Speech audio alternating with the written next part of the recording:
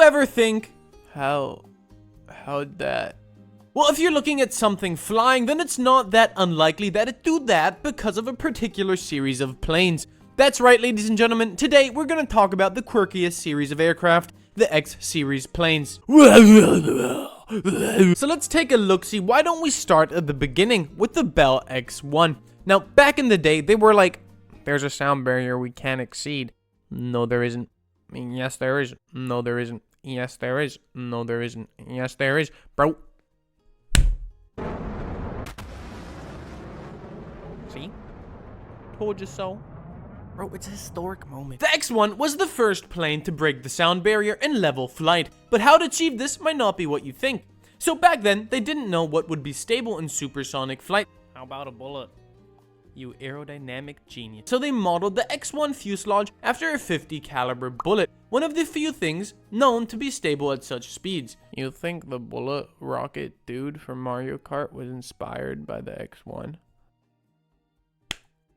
Probably not. Also, for the sake of aerodynamic stability and to mitigate drag, they made the horizontal stabilizers and the wings super duper thin. To be precise, the chord thickness on the wings was 8% and 6% on the horizontal stabilizers. Aeronautics time! The chord ratio, our thickness to chord ratio, compares the height or thickness of a wing to its chord. So here, that's the chord, basically the length of the wing trailing to leading edge, and you use that to divide through the thickness of the wing.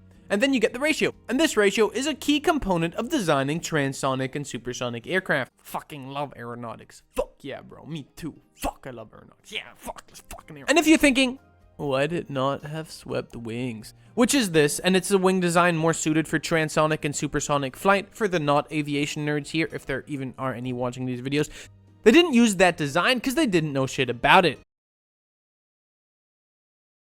Holy fuck. Unlike today's aircraft, the X1 was a rocket plane, meaning that it literally had a bunch of rockets propelling it instead of a jet engine. These rocket engines propelled it to the speed of sound after many gliding tests. However, the X1 had to be carried up by a mother ship because it only had 5 minutes of powered flight. Just like, don't make a premature ejaculation joke. So although its speed and altitude records have been bested since, it's still a legendary aircraft with the title of first plane to break the sound barrier. Moving on to the X2. So this time, they were like, Mach 1 was pretty lit, bro. How about we do Mach 3? What happened to Mach 2?